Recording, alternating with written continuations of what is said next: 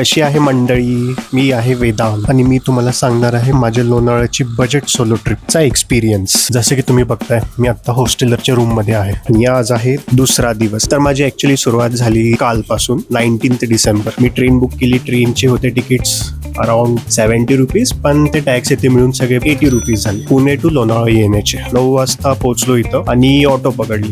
स्टार्टिंगला मला चाललेलं होतं की हॉस्टेलवर मध्येच थांबू, पण माझं चेक इन होतं 2 वाजता. मी पोहोचलो 9 वाजता. वेळ खूप होता. मग विचार केला टायगर्स पॉइंटला जायचं, म्हणूनच मी तिथूनच एक ऑटो पकडली. 300 रुपये ऑटोवाल्याने घेतले, पण ते पण राऊंड ट्रिप होते म्हणून मग टोटल माझे 600 रुपीज गेले.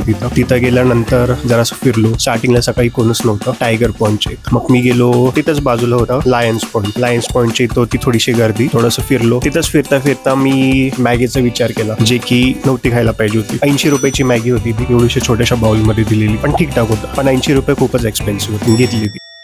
तिथं गेले माझे 80 रुपीज. आतापर्यंत 600 प्लस 80 रुपीज. सकाळचे जस्ट 1 तासामध्ये माझे ऑलमोस्ट 700 रुपीज गेले. बजेट तर नाही बोलू शकत त्याला, बजेट ट्रॅव्हल पण झाला तो सकाळच्या 1 तासामध्ये खर्च. मग तिथून आलो. ऑलमोस्ट 1 अंतरावरती होता बर्गर किंग. आणि ऑलरेडी माझ्याकडे होते बर्गर किंगचं कुपन, कारण मी घेतलेलं होतं बर्गर किंगचे शेअर्स, म्हणून मी त्याच्यात क्लेम करू शकत होतो चिकन वॉपर मिल किंवा व्हेज वॉपर मिल. फ्री मध्ये क्लेम केलं. माझं मग झालं दुपारचा लंच. त्याच्यानंतर 1 किलोमीटरच्या अंतरावरती होतं द हॉस्टेलर, जिथं मी बुक केलेलं होतं. मी तसंच चालत इथपर्यंत आलो. जसं मी हॉस्टेलर मध्ये पोहोचलो, एकदम मस्त view, swimming pool, garden, bonfire area. Check in केलं, मग बसलो. जरासा आजूबाजूचा एरिया फिरलो. सगळं वॉकेबल डिस्टन्स. माझे 600 रुपीज गेले फक्त टायगर पॉइंटला फिरण्यासाठी. त्यांनी नंतर मला पॅकेज पण सांगितलं 3 वेगवेगळ्या ठिकाणी 1200 रुपये. एक कुठल्या तरी कॅन्सल करून लोहगडचं सांगितलं, ते तसं करून 1500 रुपये, जे की ओव्हर बजेटच चाललेलं. माझा विचार होता लोकलीच फिरायचा, पण लोणावळ्यामध्ये आपली पर्सनल व्हेकल असेल तरच परवडेल, म्हणून मी वॉकेबल डिस्टन्स वरती टुरिस्ट प्लेसेस बघत होतो. थोडंसं फिरलो लोकल एरिया. मग आल्यानंतर काय केलं मी, झोपलो. मी इथंच झोपलो. त्याच्यानंतर झाली संध्याकाळ झाल्यावर मी थोडंसं अजून फिरलो. लोकल एरिया जरासं एक्सप्लोर केला आणि फिरता वाजले 8 आणि 8 वाजता इथं असतं बॉनफायर मध्ये ओळखी झाले.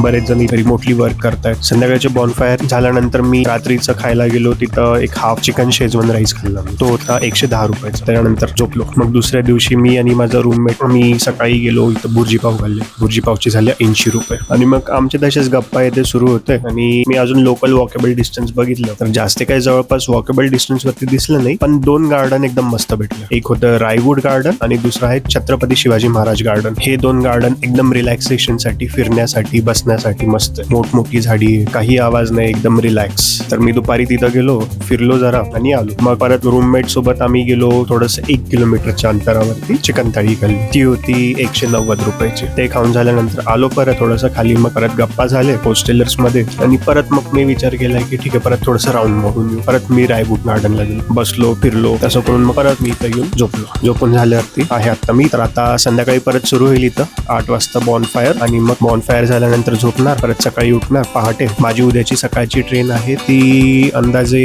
8:45 ची बुकिंग आहे माझं. तर मी इथून निघेल 8 वाजता.